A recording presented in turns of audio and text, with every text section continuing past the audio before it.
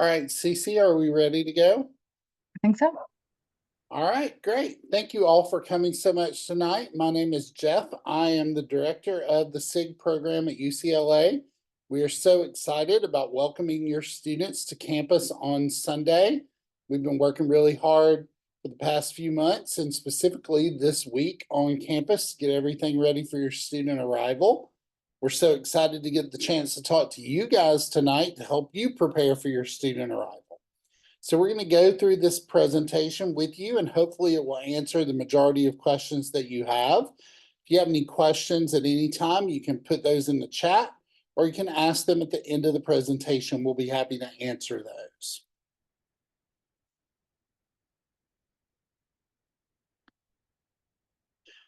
Again, my name is Jeff. You can see my picture there at the top of the page on the presentation. This is the admin staff that will be working and living on campus with your students. We have Kat Chapman, who is our student activities dean. She is in charge of all the on-campus and off-campus activities that we'll be doing during the program this year. You see Linnea Johnson. She is our academic dean. She's in charge of supporting all the instructors with the materials and curriculum that they need for their classes. And she will be working with them throughout the program and with your students with any academic needs that they may have. Rebecca Mouchon is there at the bottom. She is our camp nurse. She is on campus with us 24/7 throughout the program. She'll be attending to any of your students' medical needs throughout the program and working with them for anything that they may need in that area. Then finally, you see Emily Miller down here on the bottom corner. She is our office manager. She manages our campus email box. So any questions that you have, you send to that campus email. She'll be the one responding to you. And you may see her at times if you're ever checking your student in or out of the program. For arrival and orientation day this Sunday, we want to reiterate that all forms and required documents should be completed in advance through Playground. That is accessed at prepforsummer.com. Everyone should have gotten an invite to that. And for the most part, the majority of the forms have been completed. We only have a few students who have forms left to complete. So I just wanted to point out that if they're not completed on Playground in advance, they will have to be completed on Sunday before your student will be allowed to register for the program, which will hold you up at registration. It will make registration take a good bit longer. So we do ask that you try to get in and get those forms submitted. That's any medical forms, the physical form, insurance, health insurance cards, any of those sorts of forms and documents that are required for the program. Student arrival on Sunday and check-in is from 3 to 4 o'clock p.m. You would come to Centennial Hall on the UCLA campus, and the address is here on the screen, 265 Deneve Drive. There is no parking at Centennial Hall. You will be able to pull up along the curb and unload your students' things there. If you would like to park, there is a lot right up the road on the left-hand side called Parking Lot 11. It is a paid lot. All the lots at UCLA are paid lots. So you would just go to the kiosk in the parking lot and pay for your parking there if you need to park your car. Check-in and registration will happen on the patio outside of our residence hall, which again is Centennial Hall. After students go through the registration process, make sure that they see the nurse and have had all of their forms completed. Students will be able to proceed into our dorm, Centennial Hall, where they will find the SIG staff in blue t-shirts and their counselor ready to help them get moved in and set up in their room and start with activities with their counselor group. There is no dorm access for parents. So once you guys get your students checked in and they get their room keys, they will go into the dorms and meet with our staff who will help them from there. We do take safety and security very seriously. The UCLA dorms are secure, and so we do not have any dorm access for parents at any time during the program. Orientation day activities for the students. Of course, I've mentioned registration already and visiting with the nurse if needed once they arrive. Once they get their keys and go into the dorm and meet with their counselors, the counselors will start to begin to develop those connections between the students and the counselor groups with things such as icebreaker activities, where the students start to get to know one another, learn a little bit about each other, find things that they have in common. They will take the students on a campus tour to help them learn the areas that we'll be using on the UCLA campus. They will then go to dinner all together, and we will have a student orientation at the end of the evening. All students will attend this first day, including commuter students. Commuter students, once they're dropped off between 3 and 4 o'clock and checked in, they'll meet with their counselor group and do all these things as well. And then we will hold a pickup for commuter students at 8:30 p.m. that evening. This is a great opportunity for them to get their bearings, meet their counselor, meet people, and learn about the guidelines of our program before they come back on Monday morning to start their classes on the first day. Any students who are arriving at the airport, we will have staff there to meet them at LAX baggage claim. We have gotten flight information and arrival forms from our students. And again, if you have not completed those forms, it is very important that you get those done as soon as possible. If there's any change in a flight or if your flight is canceled, please contact our SIG office and you will get the contact information a little bit later in this presentation. Or if you can't find the staff member, all of our staff members that will be at the airport will be in blue Summer Discovery shirts. So they should be very easy to find. But if you have an issue finding them, you can call our office. If you arranged for transportation from the airport, if you told us that your student needed to be picked up, please do not take another form of transport to campus. We will be there to pick them up. For our commuter students, just wanted to go over that schedule a little bit. The morning drop-off and afternoon pickup will be held at Centennial Hall. There is our dorm. Centennial Hall is kind of, Deneve Drive is a one-way street. Our dorm, Centennial Hall, is on the left-hand side, and across on the right-hand side is Hedrick Hall. And there is a patio and a grassy area where we conduct our pickup and drop-off there. So that is where it will be held. Monday through Friday, our commuter students attend. They can be dropped off starting at 8:45 in the morning. They need to be dropped off by 9. That's when we'll start walking them to class. And then in the afternoons, they will be there at that same area ready for pickup at 5:45 p.m. Our program dates again, registration is this Sunday, but our courses start on Monday and then we go through July 11th. That Thursday is the final day of the program. And there's no attendance on July the 4th for commuter students. All day commuting students will have lunch in the dining hall, but students must bring their meal card each day. In the past, this has seemed to have been an issue where students forget to bring them their meal card and leave it at home. So I need to stress to parents, UCLA will not allow them into the dining hall without their meal card. So it is extremely important that they bring that meal card with them for lunch every day. If they don't have it, it creates a huge delay for them to try to go to the housing office to get a new meal card. It costs money to replace the meal card. It creates a really stressful situation for the student if they don't have it. So it's very important that they bring their meal card with them to campus each day. Our typical daily schedule is here that you see on the screen.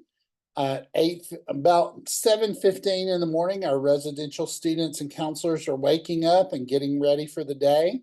8:15, our residential students go to breakfast. Again, as I mentioned, commuter students start being dropped off between 8:45 and 9 a.m. At 9 a.m., all the residential students come out from breakfast and the commuter students all meet with them together and they divide up into their classes and they walk to class. so that they're in the classroom and ready to go when the instructors start at 9:15 for their first class period. That first class period lasts those 2.5 hours. We walk over to the dining hall for lunch, which is from 12 to 12:45. After lunch, they split up into their class groups again. They're walked back to the classroom for that second course period of the day from 1 to 3:30. Once 3:30 comes, our students go back to our dorm. Residential and commuter students all will have the chance to get ready for rec hour. If they're going to swim that day, they can change into their swimwear. If they're going to be participating in active sports, they might want to change into sportswear. They'll have time to do that before recreation hour starts at 4 o'clock.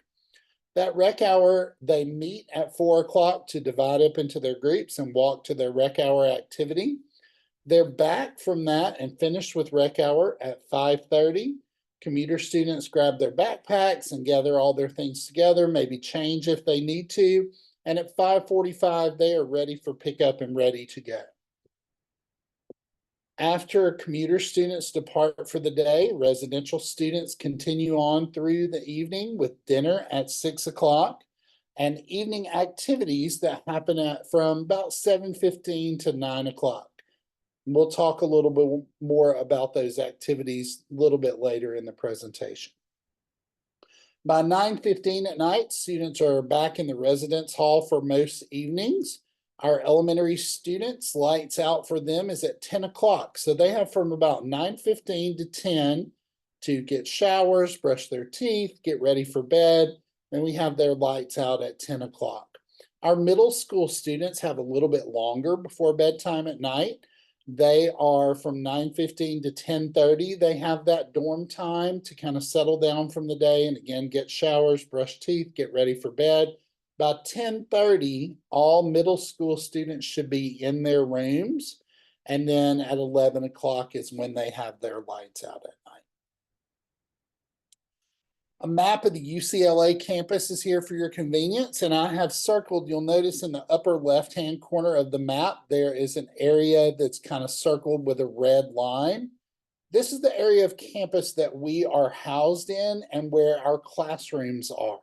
So in this area of campus is our dorm, our classrooms, and our dining halls, and most of our recreational activity spaces. At times, we may go to other areas of campus, but for the most part, we're in this area up on the top part of campus. You'll notice that Deneve Drive goes in between in the middle of this section, and that is where you'll come to drop off for commuter carpool or for registration on Sunday. We do ask all of our students to join the Band app. It allows our students and staff to communicate with each other without having to have each other's personal phone numbers or personal information. We distribute announcements, schedule changes, reminders, those sorts of things through the Band app. Students can communicate with us electronically. We can communicate with them electronically in the large group. And again, without exchanging personal information. So you can see that the SIG office, we're able to communicate with our staff this way, with specific groups of students or staff. It's campus-wide, it's immediate, we can communicate with students. Communication's key to a successful program and a safe program. That is why we use this feature and this process to communicate with everyone on campus. For residence life, again, our residential students will be living in Centennial Hall. The setup of the dorm, there are 2 students per room, and the bathrooms are hallway shared bathrooms. The dorm is fully air conditioned. It has lounges and laundry facilities, and it's a very short walk to the dining hall and the classrooms. Everything that we do on campus for the most part is centered around our dorm building. So students should not have to walk very far as long as we're on campus for our normal activities. We will go over with the students during that student orientation procedures for the evening, for their dorm time, the room time, the lights out, fire drills we will do with the students in case of emergency. They'll know where to go as the counselors evacuate them from the building. We will help them with their laundry. Laundry does come with a cost. The way that UCLA does their laundry is that they have a card called the Bruin card. We will give one of those to every student, but students will need cash to load onto that Bruin card. I do not have the updated cost for laundry for this year. I do know that it was around $425 to do a complete load last year. So washing and drying would be about a total of $425 per load. I will send out information if that has changed for this year. Once we're able to go to review the laundry room tomorrow before students arrive on Sunday. If it's changed from that total, I will send out that information to everyone to let you know. Well, yeah, I can go back. So we'll let the students know if there are any restricted areas that they cannot go in the area.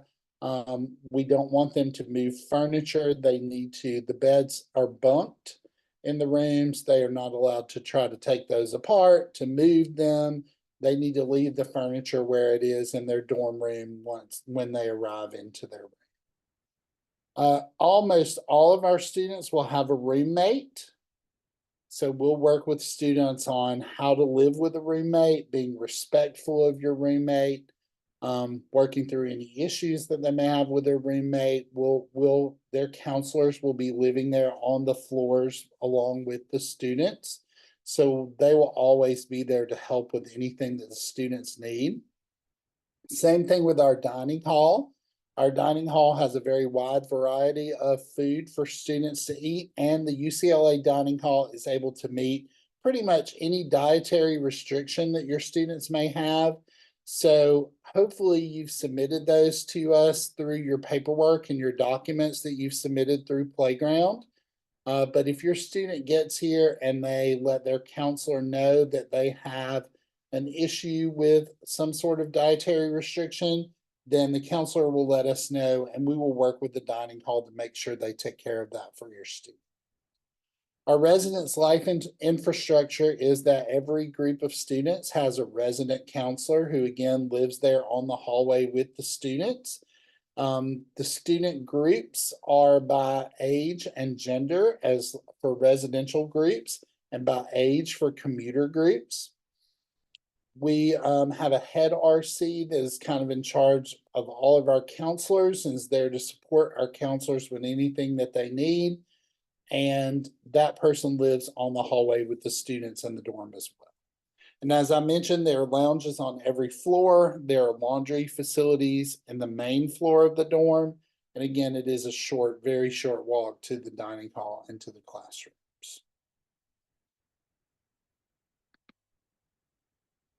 At this time, I'm going to introduce our academic dean, Linnea Johnson. And Linnea is going to give you an overview of our courses and academic processes. Good evening. As Jeff said, my name is Linnea Johnson, and I have been the academic dean at SIG at UCLA for 3 years, but I've actually been with the company much longer. So I'm excited to talk to all of you and to meet all of your students. In our courses, we try to guide our students to manipulate key information and ideas, to get them to think critically and develop complex solutions and new and ambiguous ideas. We want to move them from their current levels of understanding into a deeper knowledge of the content that they're studying, to become more of an expert. We also want to give them opportunities to create original work within the course content. And we do that with our capstone project that I'm going to mention more in a little bit here. We also want to challenge them at a level that meets their ability and passion and allows them to grow as a person. Many of our gifted learners are perfectionistic, and at times they may have always been the smartest person in the room, and now they're going to be in classrooms full of other people who are used to that same feeling. And so it's a challenge for all of them, both on a personal level and on an academic level. But we find that it provides a really great opportunity for them to be in a community of like-minded peers. Next slide, please.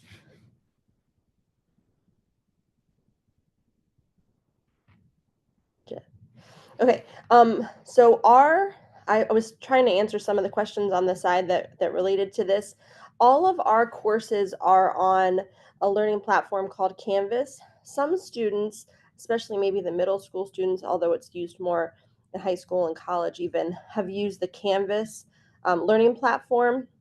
It's our learning management system, and it's pretty intuitive and easy to use once you get used to it. Each student has to have their own unique email. So in some cases where we saw some siblings that had the same email listed, maybe it was a parent email, we did try to reach out and ask for a separate email, or use a parent email for one and a student email for the other. So they'll use that email address to get in, as well as a passcode. The passcode this year for each course is summer with a capital S 24, and that should have been sent out. And at this point, because we're so close to coming to campus, everyone's received an email with a login and a course invitation. In fact, as I've been going through the classes and adding the teaching assistants, I've also been resending course invitations, so your students may even be getting new reminders of those courses, and that can help you to know which courses they're taking. That's also available on the Playground platform. When they log in, they can navigate their course and see. There's no seminars this year, but they can see their courses. They can complete their pre-assessments, which lets the teachers know where they're at. And I know I've already had some of our instructors reach out to me and talk about how they are going to work with their curriculum to best meet the needs based on the pre-assessment. So I want you to know that they really do look at that information to try to individualize the courses for the students at their level of understanding. Next slide. They on the academic pages, they will want to view the syllabus page just to have an idea of what the key concepts they'll be covering within their classes are, as well as any supplies maybe, or any course-specific preparation. In some cases on those pages, there are some articles that they can read just to get them excited about the course content. None of that is mandatory. It also might talk about any technology installations or permissions. Some of the courses, it does benefit you where you do need a computer, especially like the Python course that we're offering needs a computer. Some of the robotics classes benefit from being able to use the software on the computer as well.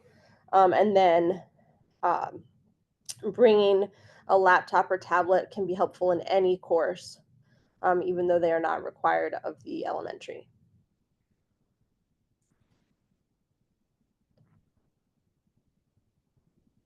Next slide. Okay.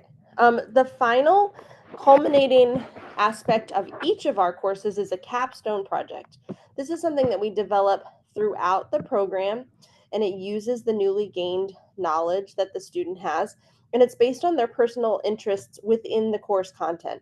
So it's open-ended but also course specific. So for a writing class, it might involve doing a final large writing project that they share with the class. For an engineering class, it might be proposing an engineering solution to a real world problem.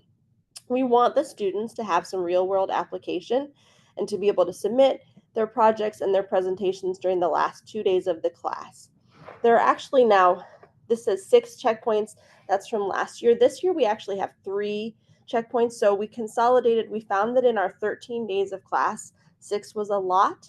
And so we went down to 3. So we have 3 major checkpoints that an instructor will do using an attached rubric, and they'll be leaving specific feedback for the students and offering them some options and ideas to move forward, which you'll also be able to see within their Canvas courses.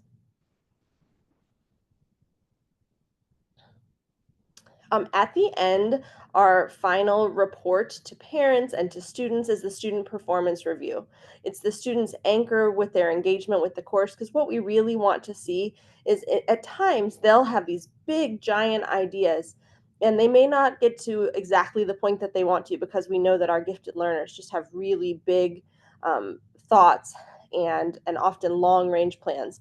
But we want them to have a sense of accomplishment and feel like they've gotten to a point where they've grown in their understanding of the course. So the student performance reviews will include the pre-assessments and the checkpoints, and then the final feedback from their capstone project. And it will be holistic feedback from the teacher that's individualized and based on their application of the content.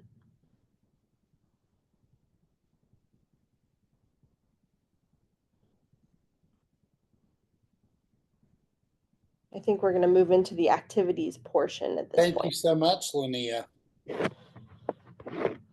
So for our activities portion of the program, again, our student activities dean is Kat Chapman.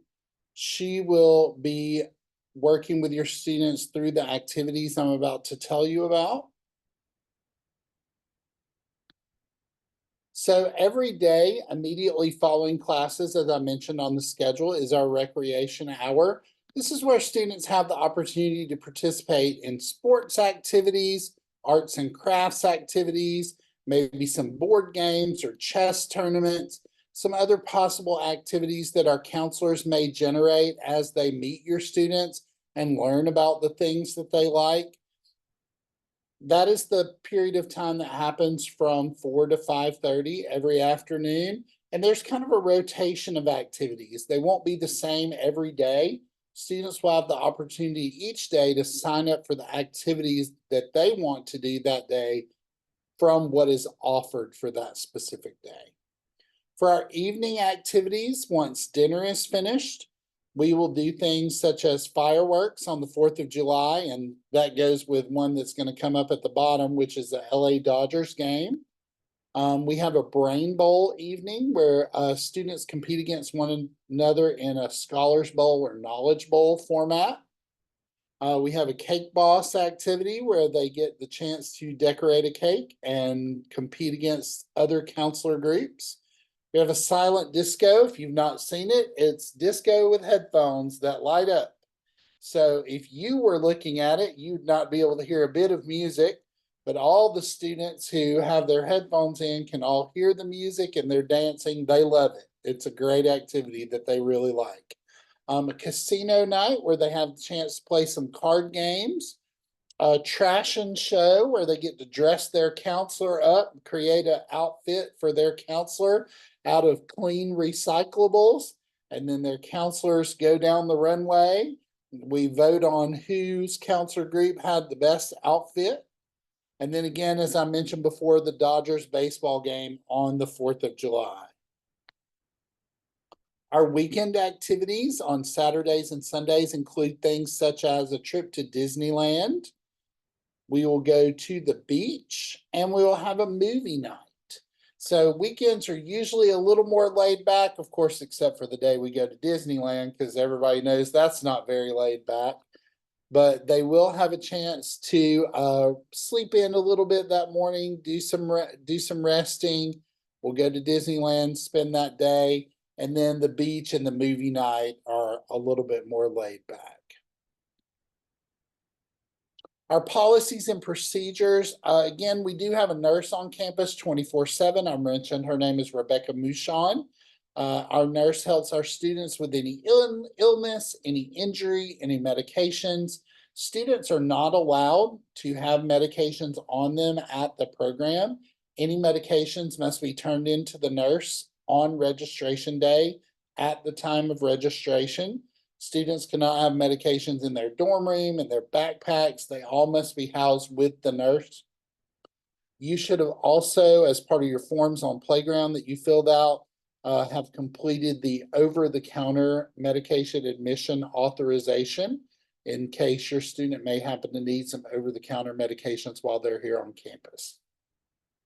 Students are required to attend all classes and all activities. None of our classes and activities are optional. they must attend all activities.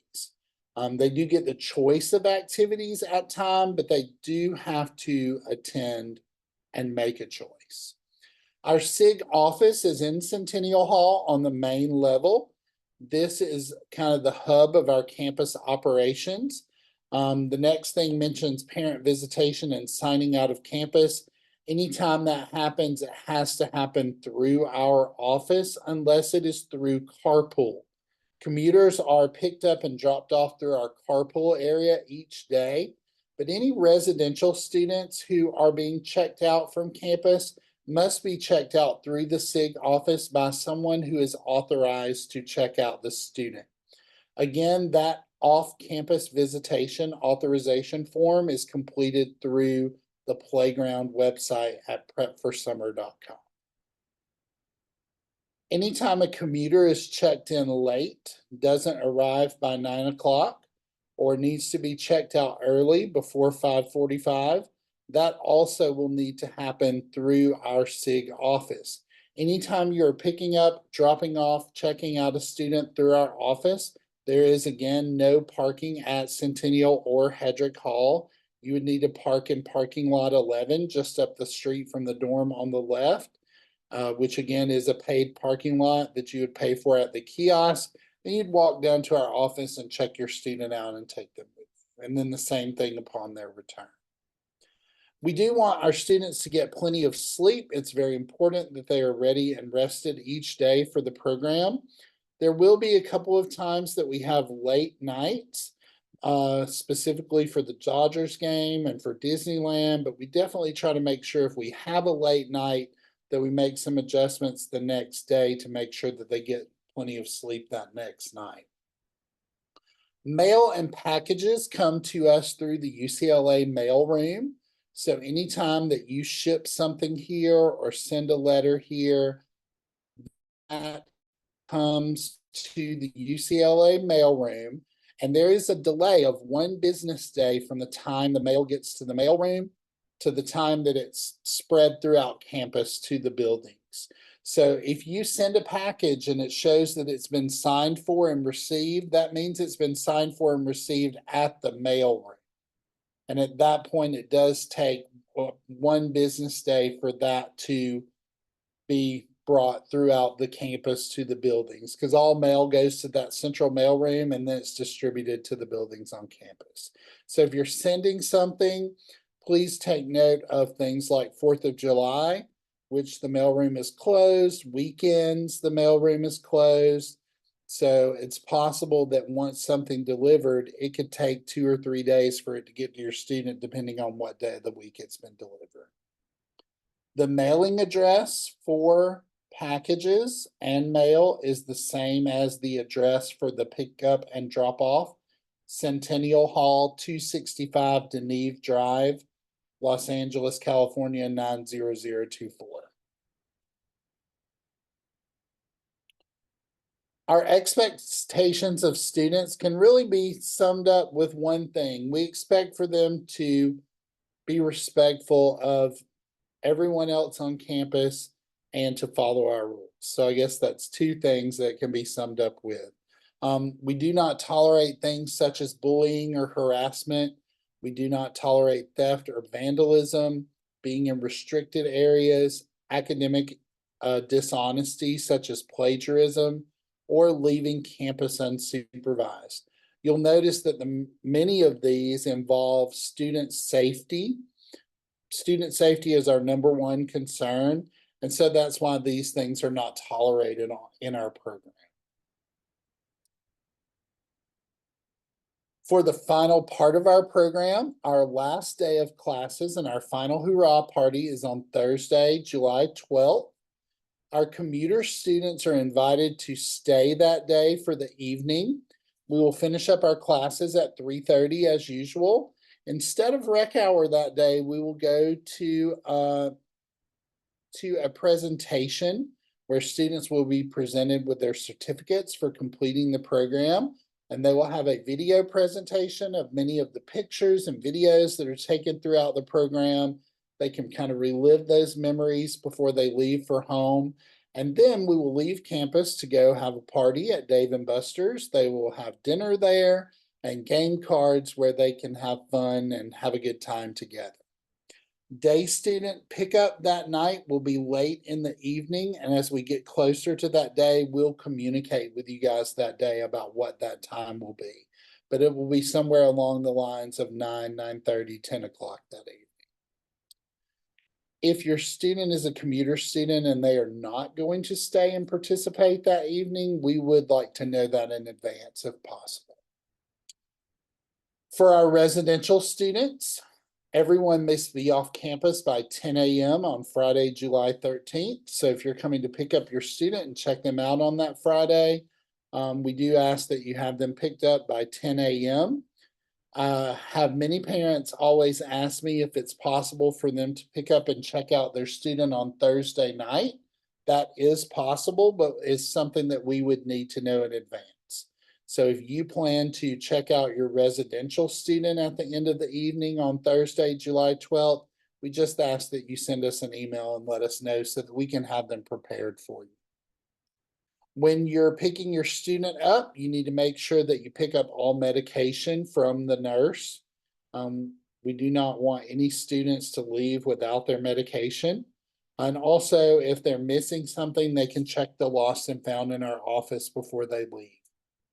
Students are expected to leave dorm rooms the way that they found them, and we will make sure that they have time to clean their rooms and pack and be ready for departure before that final evening's activities. This is just a list of things that students will need for campus. So you notice the laptop, the academic course supplies, and then on the right-hand side, things that they should not bring. Students cannot bring any sorts of weapons to class, any tobacco products, vaping instruments, alcohol, illegal drugs, or paraphernalia. Our dorms are perfectly air conditioned, so they cannot bring any small appliances with them, not televisions or game systems. They cannot bring bicycles or rollerblades. Any scooters are not allowed. And in fact, students cannot rent the scooters that are around campus. They are not allowed to do that. They can't bring drones or any weapons, including pocket knives, Swiss Army knives, any combustible materials, or fireworks. So any of those prohibited items, students have those on campus. They will be subject to disciplinary action, including possible dismissal from the program. Everyone received the program's student and parent handbook on the playground website. Most of you have already gone through that handbook and signed in agreement to the policies, saying that your students would follow the policies. Again, most people have already done that. There are only a very, very few who have not. So if you've not gone over that handbook with your student, we ask that you log on to that prepforsummer.com website and take care of that before coming to campus. If that is not completed, we will have your student and you sign that at registration on Sunday. This is a list of what to bring for residential students, just some select items that your students may want. You want to make sure that your suitcases aren't too heavy. We do have elevators in the dorm, but students are only going 1 floor or 2 floors up or down from the main level. So it's not really too far to the dorm rooms. You can see they might want to have clothing for the silent disco. You can see they need to bring several outfits. They can be cool here in Los Angeles sometimes in the morning or in the evening at night. So maybe a hoodie or a sweatshirt would be good for them to bring. They will need swimsuit. They will need a beach towel. Anything that they may need for what we're going to do on class for activities. So they will need shower shoes because they are communal restrooms on the hallways. So you can just kind of look over this and see what your student may need to bring as a residential student. And again, all medications must be packaged correctly or given to the registration. Down here at the bottom are things like laundry bag, laundry detergent, maybe dryer sheets, toiletries, and alarm clock. I know many kids use their phones for that now. So are included at UCLA. They receive a fitted and flat sheet, a pillow, a blanket, a towel, and a washcloth. These are very basic items. So if your student wants things like a mattress cover or anything more than a very basic blanket, then we do suggest that you bring those. Commuter students every day pretty much just need their academic supplies. So they'll bring those with them each day. Swimming is an option at rec hour. So if your student is going to swim, they need to make sure they bring a towel and a swimsuit and maybe swim goggles for that day. Many times parents ask how much money will students need. Commuter students will need very little money on the program because they're coming in, they're going to class, they are going to lunch, which is provided for them. The only time they would need money for lunch is if they've left their meal card at home. And then during rec hour, there might be an opportunity for them to purchase snacks at some time, and then commuter students are headed back home after that point. Residential students, they like to spend money on the activities that we do off campus. Residential students also like to order DoorDash or Uber Eats at night. We do allow that. So if you want your student to be able to do that, they will need money for that. We do have counselors supervising that. So it is not a safety issue. We do make sure that staff members are involved with that process. So if you have any questions, you can put those in the chat. We'll try to go through. I know Linnea been trying to answer some of those for you as we've gone through the presentation. I want to point out to you this campus page. This is very important. And if you've not seen this yet, I hope that you will take a time to go and look at it. This has all the information and answers to so many questions that you may have about everything that we do on campus.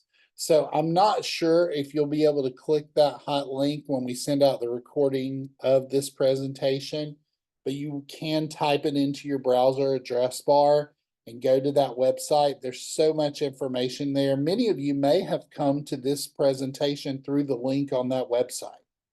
So if you did, you can already get there. If not, I do recommend that you go there. There's a link to Playground there, the prepforsummer.com, where you can finish up those forms. Lots of very important information on that campus page. Our office phone number is printed here. It will not be operational until late tomorrow afternoon. So you will not be able to call the campus until later tomorrow afternoon. But once we get that going, that will be our phone number throughout the program. And then you see our emails here. The main email box for our office manager, Emily Miller, is sigucla@giftedstudy.org. This is the email where you will need to let us know if you're going to be checking your student out and when they plan to return. If you're a commuter student, this is where you will let us know if your student's going to be late or need to be picked up early one day. We do ask that if you are not going to attend one day as a commuter student, that you let us know in advance, because otherwise, if you don't show up that morning, we're going to be calling to kind of check in to make sure everything's good. So let us know in advance if your commuter student is not going to be attending one day. All of that happens through that sigucla@giftedstudy.org email address. If you need to speak with me directly, my email is there next, jcalvert@summerdiscovery.com. If you need to speak with Linnea about something regarding academics, her academic dean email is the siguclaad@giftedstudy.org. And if you need to speak with our nurse directly about something to do with medications or health issues, you can contact her at rmushan@summerdiscovery.com.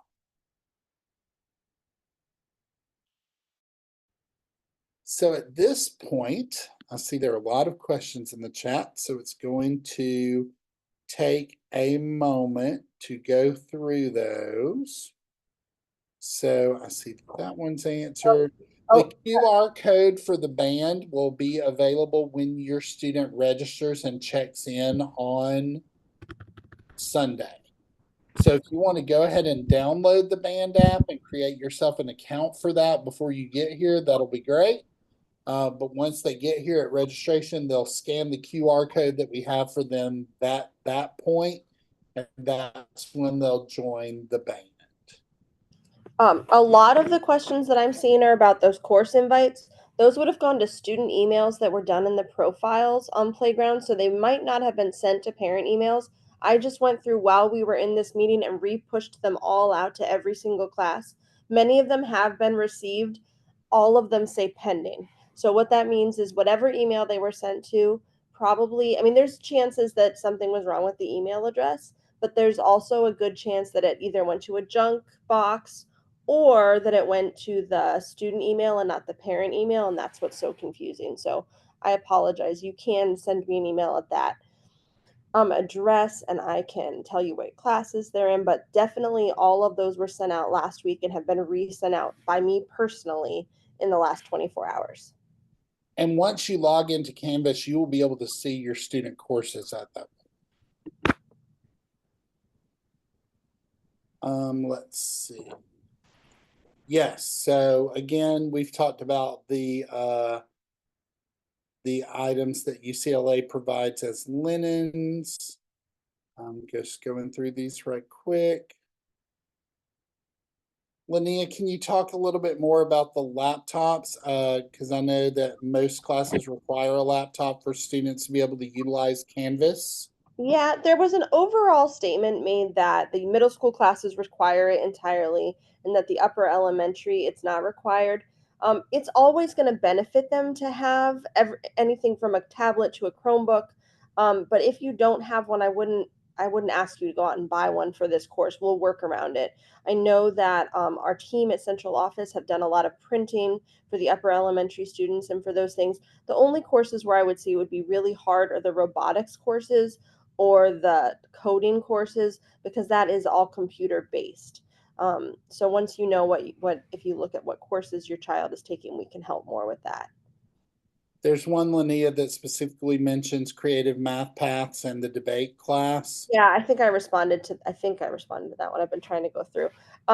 Neither of those should be. It shouldn't be a problem for either of those courses to have Um, have a computer. Commuter students are not able to join the weekend activities. Only residential students are able to join in those weekend and evening activities. The commuter program is only from 8:45 to 5:45 on weekdays, not including 4th of July, and that one final evening activity at the There's a question about the unaccompanied minor who would be matching with them.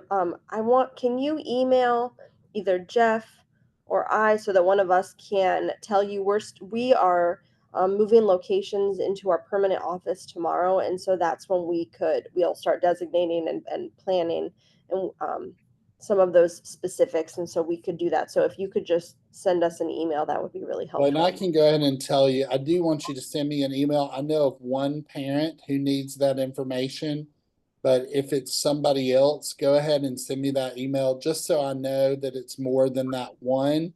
We will be sending out those unaccompanied minor names tomorrow afternoon. Mr. Jimenez, you are forgiven for the thumbs down icon. No problem whatsoever. The phone number, again, as you see, is there at the end. Commuter students get their meal cards on arrival day. Somebody asked about July 4th. For July 4th, we are on campus and I think Jeff hit on some of this, but we're on campus for the first part of the day.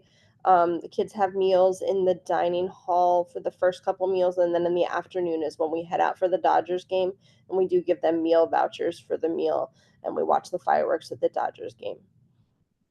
I see someone asked for the time frame to pick up kids on the final day. You may have asked this before I got to that slide. It's from 8 to 10 that morning, 8 to 10 on Friday morning.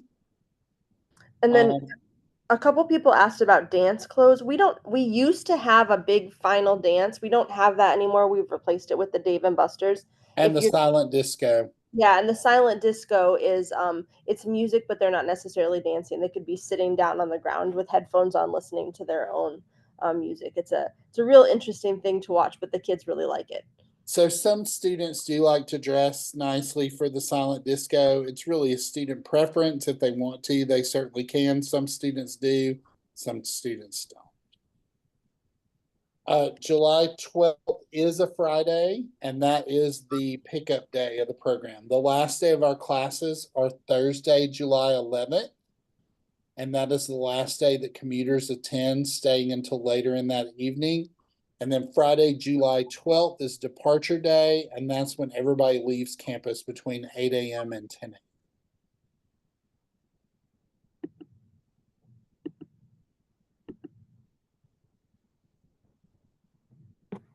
a.m. Yes, commuter students, as they mentioned, are not able to attend our activities. I will say that if you have a student that's planning on attending as a commuter, if you decide that you would like for that student to become a residential student and live here on campus, we would be able to communicate with our main office and let you know what the cost would be to make that transition. And we'd be able to offer that to you.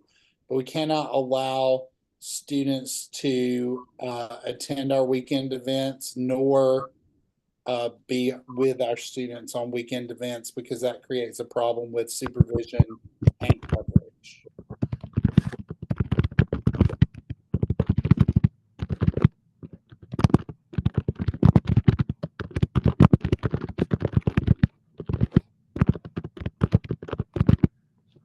I'm just scrolling through these to make sure that we've answered all of them. There's some asking about different things about like extra money. So as far as the program is concerned, almost everything really is included, other than that laundry money that we talked about, and that just needs to be cashed in order to put it onto those cards. The other thing is kids do sometimes like to order food in. I think Jeff mentioned that, and sometimes they like to buy souvenirs or get additional food when we give them vouchers on field trips. So that would be what extra money um, might be for souvenirs like at Disneyland. Somebody mentioned an international residential elementary student with a cell phone. What you need to do is basically get another SIM card, or if it is a phone that has an eSIM, you can contact a US cellular company and set up the eSIM on that phone. So that phone will then actually have two phone numbers. It will have the original SIM with the international phone number, and then it will have the eSIM with the US phone number. So when somebody calls either the international number or the US number, it will ring on that phone, and students can text other US numbers from that phone using that eSIM. Jeff, somebody asked about the final ceremony and parents attending. That is not a parent event. It is simply for students. It's a very simple event. We get the students in, we pass out the certificates to the students for the completion of the program. We do show that final video, but that video will be sent out to parents at the end of the program as well. So that it's not necessarily a ceremony, it's just kind of a presentation, and that is for students and staff only.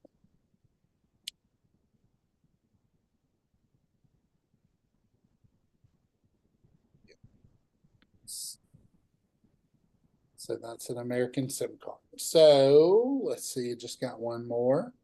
Oh, no problem. We are so excited. So the last question was, they're so excited for you guys to attend. We're super excited as well. We cannot wait for your students to get here on Sunday and get started. We love being able to provide this program for students. It's something we look forward to all year. For daily rec hour activities, they get to choose each day. It is a daily. They will sign up for rec hour activities each day. And our activities director has tried to do some more active activities and then some more inside. She would call them chill activities. So things for when if they've had a really long day and they want to just sit and do some kind of a craft project or something like that. She'll have activities like that for them. And I see that Mr. Zhang says that I would not put my credit card info into Band. There's no need to do that whatsoever. Band is actually a free app. We use the free version. So you need to make sure that you downloaded the one with the logo that I showed back on that. I wonder if I can go back.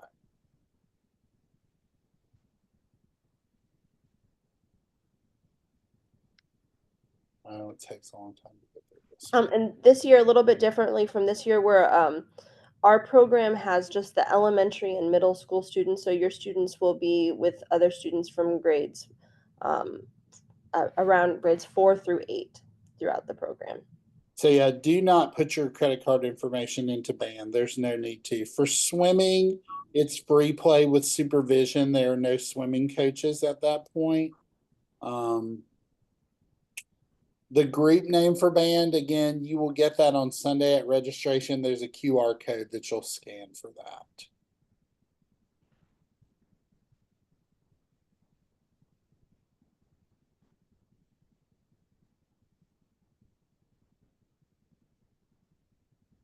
All right. Well, if you guys have any questions after we finish the presentation, again, please feel free to email that sigucla@giftedstudy.org question. I'm sorry, giftedstudy.org email with any questions that you may have.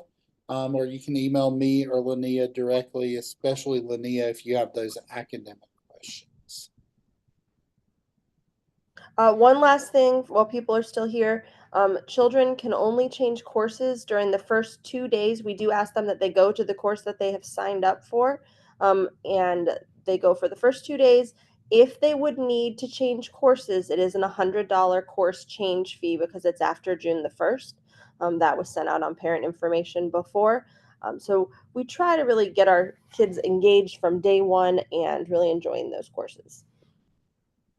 One last question, Linnea. Any laptop for the robotics class? Any specific? There's not a specific. I'm not sure what software that's going to be on the Canvas page. Most of the kids brought Chromebooks last year, and those seem fine. So I think it's pretty basic. You can have something certainly more elaborate than that, but it's not necessary. Someone asked a question about carpools. If there's an opportunity to link up with other commuters. If you meet someone at registration on Sunday as we're checking in and you're interested in carpooling with them, that is fine as long as you guys do that, but we would need you to go to the permission to leave campus forms and add those people to the list of people who have permission to pick up your student. So we would not be able to send your student with a carpool if you had not added that permission onto their profile. Any apps students need to download, just the Band app, and any others, they will be able to take care of that once they get to class. Someone mentioned that they may be in the wrong meeting. My child is a high schooler. If you would please email me at jcalvert@summerdiscovery.com and let me know the name of your student, and I'll check that out for you to see if we can help you. There is Wi-Fi available very readily all across the campus. There will be adult guidance for laundry. Their counselors will help them with anything that they need regarding laundry. And I see that a parent with carpool has put her phone number in the chat. So if anybody wants to reach out to that parent to possibly create a carpool, there's another one. You guys can reach out to them if you're interested in making a carpool. Just make sure that once you guys talk about it, that you log into Playground, add the people that you want to be able to pick up your student into the student's profile. Laundry service is charged. Students will need to bring cash that they will load onto the card, and then they will use the card for the laundry. I see the person who said they need to pick up their daughter at 3:30. We've been talking about that, and that is fine. Again, just email me about that and make sure that we know, and let me know in the email if that's going to be every day or just one day. All right, I'm going to go back to the end. How much cash for residential students? That really depends on how much you want them to have and how much you want them to be able to spend. Again, they might like to purchase souvenirs at Disneyland. I have a feeling they'll spend just about as much as you'll give them to spend. So students, again, like to order DoorDash sometimes in the evenings. They will probably want to spend money on souvenirs at Disneyland. They might want to spend money on souvenirs at the beach. So it's really for each parent to decide what they want to allow. We do go on some shopping trips in the evening to Century City. We'll go to one night. We'll go to the Grove and LA Farmers Market one night. So if they want to be able to purchase things at those, you just kind of talk to your students about what they may want to purchase and give them the money that will kind of meet those needs. I would recommend, though, instead of bringing cash, that you give them some sort of card that they can use, either a card that they will have that you can add money to throughout the program. That's really the best way, so that if they run out, if you want them to be able to have more, you can add money to that card wherever you are.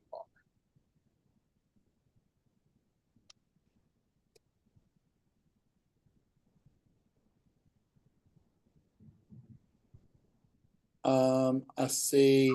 Yes, so if you're going to pick up your student at 3:30 every day throughout the program, just again send me an email. If you're not a person that I've already been emailing about this, let me know, and we will make sure that that takes place every day at 3:30. We'll actually bring that student out to the carpool.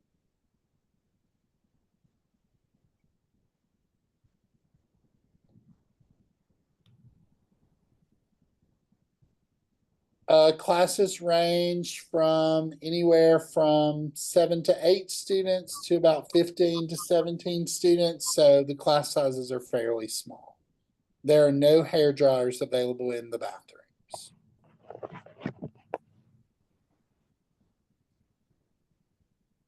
How many people are in the dorm? There are probably about around 35 people in the dorm for one of our floors. And then there are probably about 75 people in the dorm for one of our other programs on another floor. So that's about how many people are in our dorm.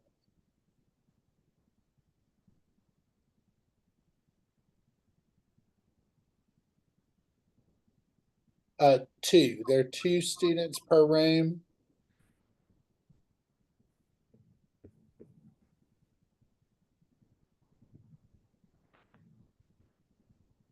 And again, if you are a parent of a commuter student and you do decide that you would like for them to be a part of the residential program, you can talk with us about the process for converting them over to be a part of the residential program.